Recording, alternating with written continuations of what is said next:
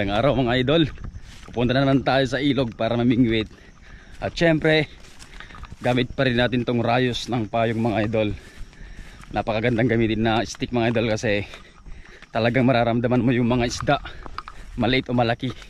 Yan, mabilis lang ma-determine kung may humahatak kasi tumutunog yung bote ng Mountain Dew mga idol, yung plastic bottle natin. So, hanap tayo ng bagong spot kasi yung spot namin ni Bunso kahapon talagang delikado. Mahirap at hindi ka pwedeng umakyat at bumaba pag mag-isa ka lang. So, tara mga idol.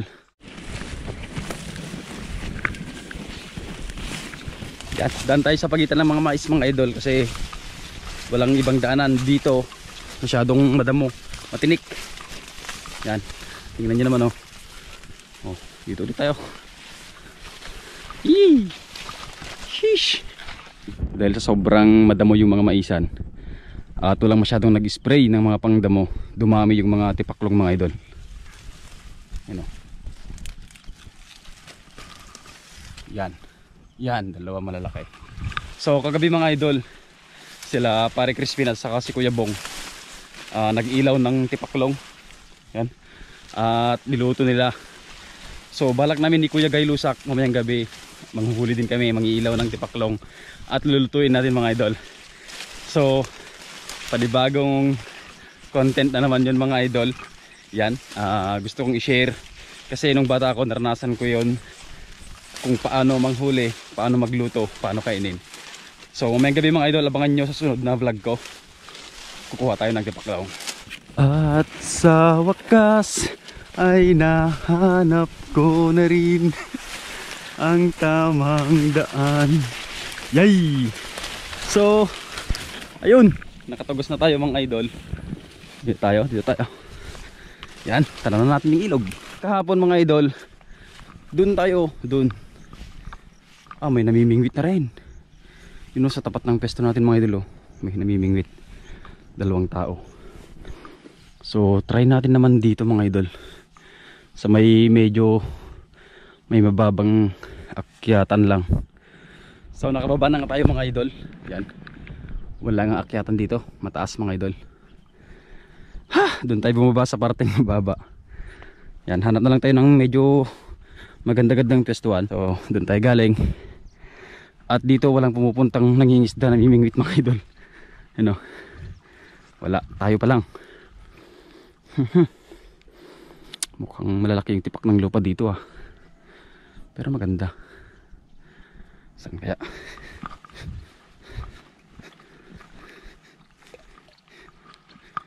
Ayun. Pwede rin dito mga idol. Try natin. Magpapain na tayo mga idol. So kanina naghuhukay ako dun sa ibaba ng bahay. So nakuha tayo ng mga yung kulay puting bulate na yan. Medyo malalambot yung katawan. Testing lang natin. No, kasi baka mabibitin tayo sa pamain natin mga idol. Yan, medyo malambot-lambot yung katawan nila mga idol, mabilis maputol. So testing natin. Bali pinagtabi ko yung pamingwit mga idol. Ito yung isa. May umatak yung lakas.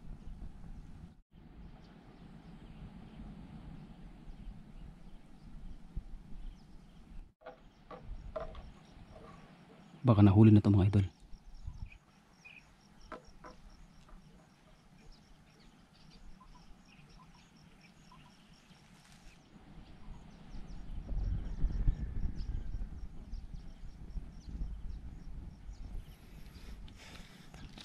Unang huli mga idol, silap. Nilatag ko yung isang pamingwit dun mga idol sa baba. Balak kong ilipat din tong isa. Yan, dami kasing langgam dito. Yan, so lipat natin yung isa.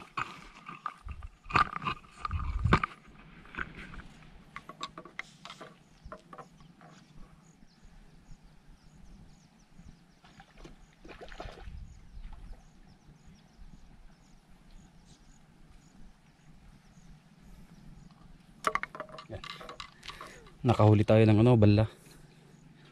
Yan, ito hindi na natin dililipat mga idol. Maganda yung pesto nito.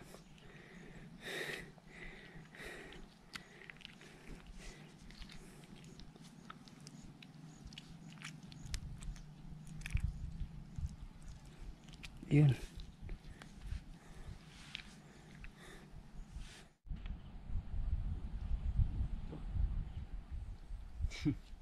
Maliit mga idol. Pero talagang lunok na lunok oh. Hindi mo kita yung pamingwit.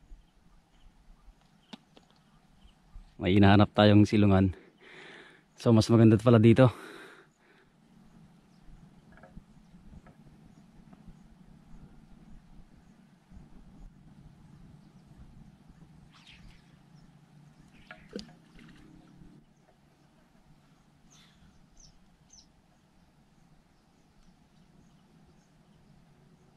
Tanghaling tapat na. Napakainit mga idol. Pero tignan nyo yung nasa kabila. Yung dalawa. Wala man lang silang masilungan dun mga idol. Sobrang tirik na tirik yung araw.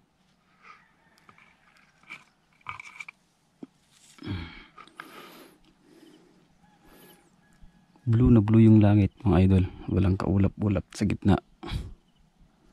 Tapos wala pang mahuli. 4 na piraso pa lang yung nahuli natin mga idol. Ay, antay lang tayo kasi paubos na yung pain natin. Tira lang namin ito kahapon. Yun.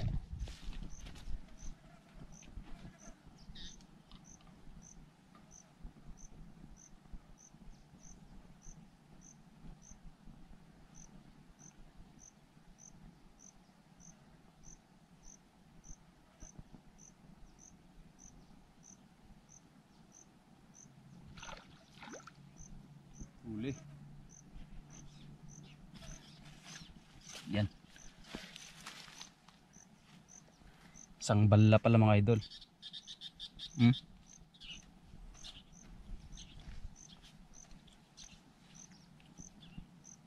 Ay, 5 piraso lang yung nahuli natin. Pero ayos na rin yun kasi parang survey lang naman to ng spot. Maganda din pala dito mga idol. Lalo pagka siguro maaga-aga tayo. Saka tirang bulati lang yung dala ko mga idol. Yan o, malilit nga yung iba eh. Hindi na pwedeng ipain dyan. Sobrang payat na yan mga idol. Ay, napakainit. Maya maya uwi na tayo mga idol. 5 pirasong maliliit lang yung nahuli natin. Yan, pwede na yan. Tapos bukas mamimingwit ulit tayo para madagdagan ito mga idol. Bale, lagay na lang natin sa ref para madagdagan pang prito mga idol. Sarap yan. So kunin na natin itong pamingwit mga idol kasi wala naman na tayong pamain. At see you next time mga idol. Sana swertehin na tayo. Yan, maghuhukay tayo ng maraming pamain at baka sakaling makakuha tayo ng malaki-laki at madami-dami mga idol. So hanggang dito na lang muna mga idol. Maraming salamat sa suporta. Ingat tayong lahat.